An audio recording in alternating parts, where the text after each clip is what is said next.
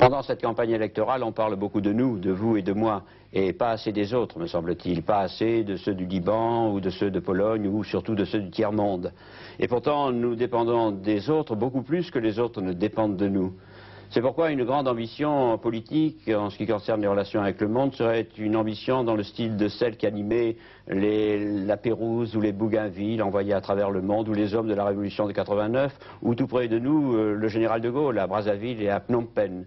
Aussi, la première question que je souhaite poser à Michel Crépeau, c'est celle-ci.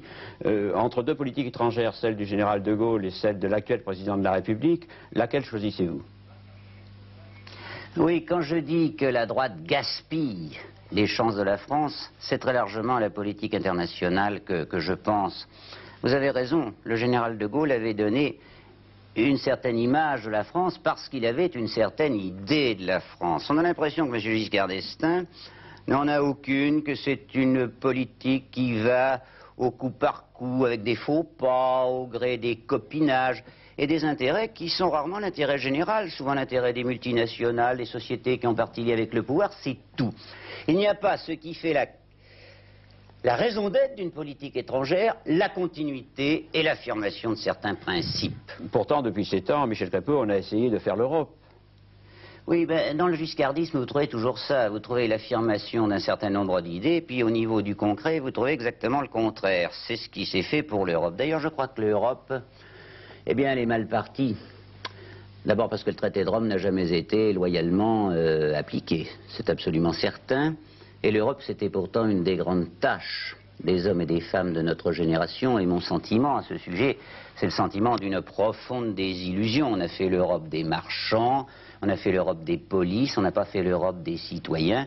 Et puis surtout, on a perdu face à l'Amérique, car la raison d'être de la construction européenne, c'était créer davantage de solidarité entre les pays européens, peut-être au prix d'une certaine intégration, mais pour avoir davantage d'indépendance vis-à-vis des deux grands. Croyez-vous qu'il soit aussi facile que cela de faire les États-Unis d'Europe? Les États-Unis d'Amérique étaient des États sans aucune culture et sans histoire. Nous avons un passé qui est lourd à porter. Oui, mais précisément, je crois qu'on ne va pas faire les États-Unis exactement de la même manière. Les États-Unis, c'est en Amérique. Là, il s'agit de l'Europe, mais je crois qu'il y a de grandes tâches qu'on aurait pu entreprendre en commun. Bien sûr, on a fait la politique agricole, encore que je n'en sois pas du tout satisfait, parce que cette politique agricole, c'est finalement la politique d'aide aux produits qui avantage les grandes exploitations industrielles de l'Europe du Nord, mais sacrifie les exploitations familiales de l'Europe du Midi, en particulier de la France. Mais enfin, je veux prendre quelques exemples.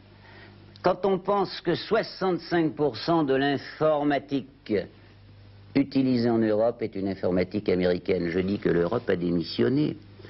Quand on pense qu'en face de sociétés comme Boeing, on a fait une chose bien qui est l'Airbus, mais il faut faire très vite si on ne veut pas perdre la bataille de l'aéronautique. C'est la même chose pour l'électronique et c'est la même chose, je pense, pour la bataille des océans qui va être un des grands enjeux pour le monde de demain, car les seules richesses qui ne sont pas appropriées sont celles de la haute mer. Or, les Américains ou les Russes développent actuellement des efforts de recherche océanologique qui sont à peu près 4 fois ce que fait l'Europe tout entière, ce qui veut dire que ces richesses, elles vont aller aux plus riches au détriment des plus pauvres, le tiers-monde et nous. Pour une fois, vous ne me parlez pas des Japonais. Non, je ne parle pas des Japonais, mais pour résister à la concurrence japonaise aussi, c'est au niveau de l'Europe qu'il est indispensable de faire quelque chose en faisant que nos frontières ne soient plus des passoires. Il y a quelque chose à faire au niveau des frontières de l'Europe, croyez-moi. Michel Crépeau, l'Europe, c'est notre zone de défense. C'est notre Alsace-Lorraine. C'est l'endroit que nous devons tenir et défendre contre vents et marées. Nous sommes entourés de fusées soviétiques et de fusées américaines. Quelle est la position de la colombe ou du pigeon que nous sommes entre les deux fusées? Mais je crois qu'il ne faut pas être le pigeon, précisément. Dans une affaire de politique internationale, il ne faut jamais être le pigeon. Moi, ce qui me choque beaucoup, c'est qu'au point où nous en sommes, et depuis des années, la sécurité des Européens, ça passe par le bon vouloir des Américains. Le traité de l'Atlantique, il est de 1949. Bon, l'état du monde était tout autre chose que ce qu'il est. le rapport des forces aussi, et aujourd'hui, eh bien, je ne crois pas qu'il y ait un président américain qui aille à Berlin dire, comme Kennedy, je bin un Berliner. Carter ne l'aurait sûrement pas fait. Je ne crois pas que Reagan le fasse. Puis de toute façon, le président américain, il change tous les 4 ans. Alors, des fusées américaines d'un côté, des fusées russes de l'autre, les SS-20, dont on sait très bien qu'elles ne peuvent pas atteindre le sanctuaire américain, elles peuvent simplement tomber sur la tête des Européens. Moi, je n'accepte pas beaucoup cet état de surarmement en Europe qui représente aussi un fantastique gaspillage. Qu'est-ce que peut faire la France pour remuer l'Europe? Eh bien, je crois qu'elle peut apporter certaines idées. D'abord, interpeller les Européens et mobiliser les Français autour d'un certain nombre d'idées simples et claires. Il est certain qu'on ne fera pas l'Europe si on n'a pas une volonté politique, d'abord, de faire l'Europe. Et je crois que le Parlement européen, qu'on a élu au suffrage universel direct, eh bien, il faut que ça serve à quelque chose, ça aussi.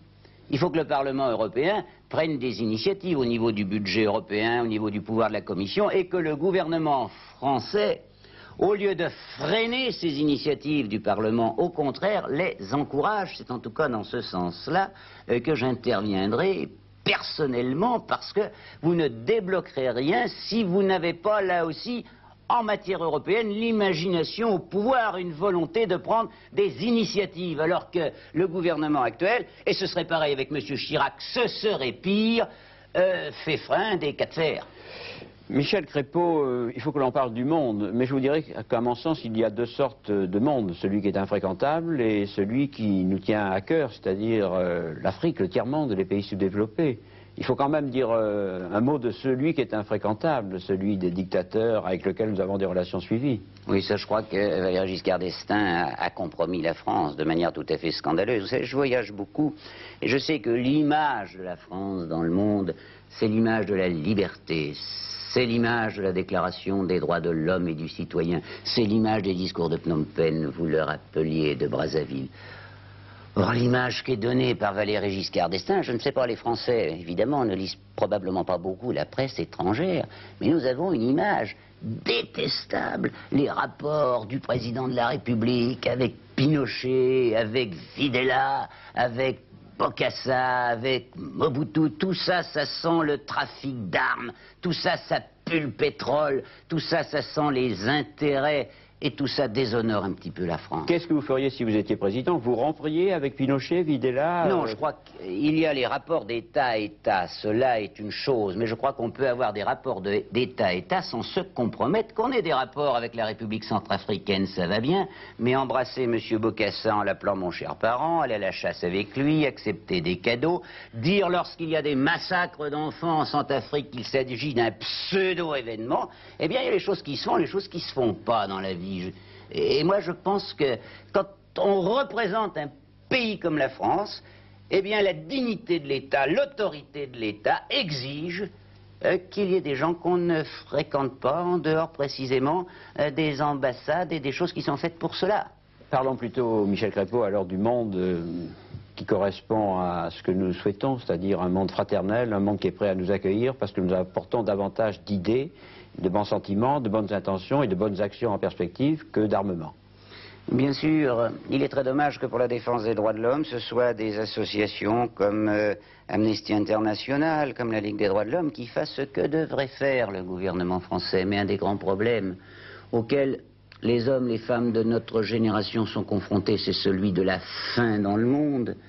Il n'est pas acceptable, il est insupportable. Il devrait être insupportable pour la conscience de chacune et de chacun d'entre nous que 50 millions de femmes, d'enfants et d'hommes meurent de faim, de malnutrition chaque année dans le monde, alors que dans les pays dits industrialisés, on se livre à de fantastiques, inacceptable gaspillage. C'est pourquoi j'ai proposé, parce qu'il ne suffit pas de constater cette situation pour s'en plaindre ou même pour la regretter, je sais que d'autres candidats le font.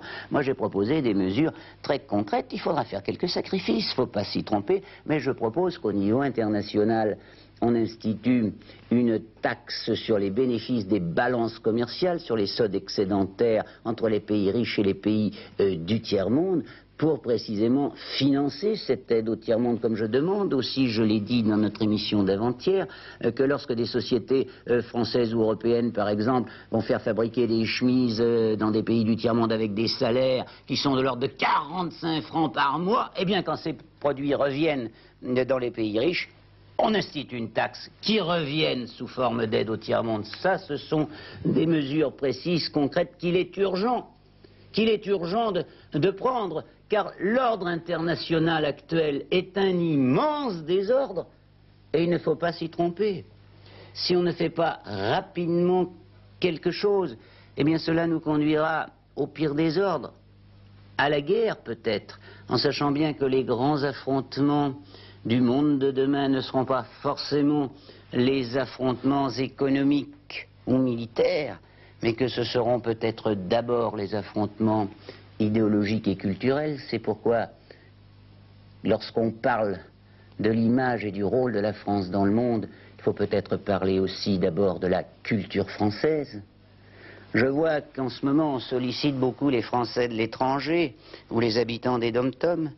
Eh bien, tous savent en quel état se trouve aujourd'hui l'enseignement du français, avec des lycées qui ferment. Vous parliez du Liban, par exemple, on peut parler de l'Égypte. Partout, je crois que la France s'était imposée grâce à sa culture, parce qu'une langue et une culture sont toujours porteurs d'un certain nombre de principes qui sont des principes de civilisation.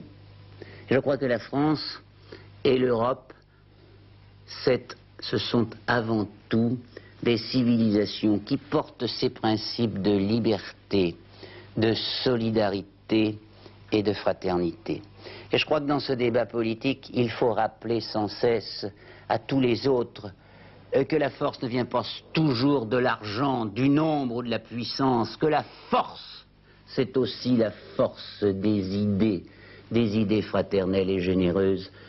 Et je crois que le mouvement des radicaux de gauche, qu'on peut un petit peu comparer à la France, si vous voulez, dans la politique française par rapport à ce que devrait être la France sur le plan mondial, eh bien c'est ça. C'est d'abord l'affirmation de ces principes de liberté, de fraternité, de tolérance et d'imagination. D'imagination, on en a besoin dans la vie internationale comme dans la politique française.